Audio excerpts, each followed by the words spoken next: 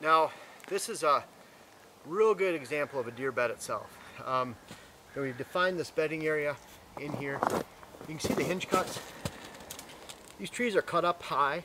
They're meant to drop on things. Like you see, this one's dropped on a dead birch.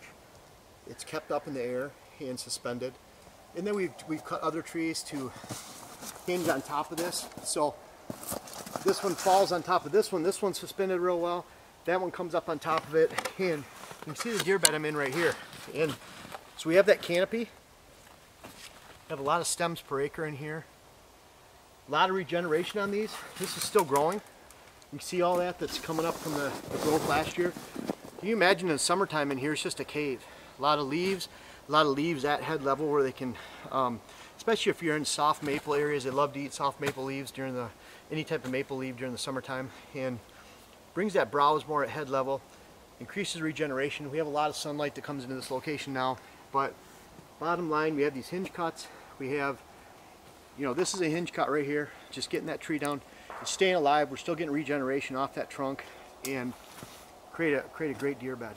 But the most important aspect of this, we have these pockets. We have these mazes where the deer can get in and out, regardless of this right here. If you just had a logger come in and you hollowed out those tops and made those holes and passageways to get in through, you're still gonna have a great bedding area.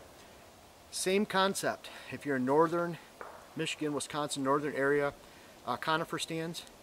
Let's imagine if this was a big spruce thicket fir. You go in there, you remove all those lower branches, create those passageways into the rooms, little truck bed size areas where deer can bed, connected to another one where the cameraman's at, connected to one over to the right, and they can get in here and move freely through it. Same concept, same conditions. You're giving a little bit of canopy with the conifer, giving them canopy with these hinge cuts, but by and large you have those holes, that maze and pocket effect, and it creates that bedding situation. It's got to be high and dry. It's got to be level. If it's not level, come in here with a garden rake or shovel, rake it out so it gives you that flat area. We're getting pretty close to the field edge up here. No mature buck in his right mind's probably going to bed here unless he's with a doe.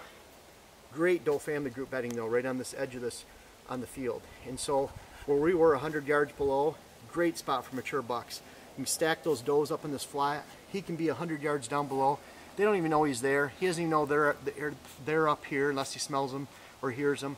But he can sit back there by himself, be secluded, and be that grumpy old man type deer that he wants to be. He just wants to stay away from the youngsters, stay away from the commotion, and have a spot to himself. And by giving this location to the doe family groups up by the field edge, creating this spot, creating deer beds, hinge cutting, openings, that maze and pocket effect, then we can leave room for mature bucks not too far away on our property. If we don't have that bedding until 100 yards away, we haven't improved this location. Those does are stacked back to the 100 yards. The mature bucks are even further. If that next bedding area is 200 yards away, quarter mile off through open hardwoods to your neighbors, that's where he's going to be. Instead, pull those does up to this food source near the edge where they want to be, give them this bedding area, leave room on your property for the mature bucks. Hope that makes sense.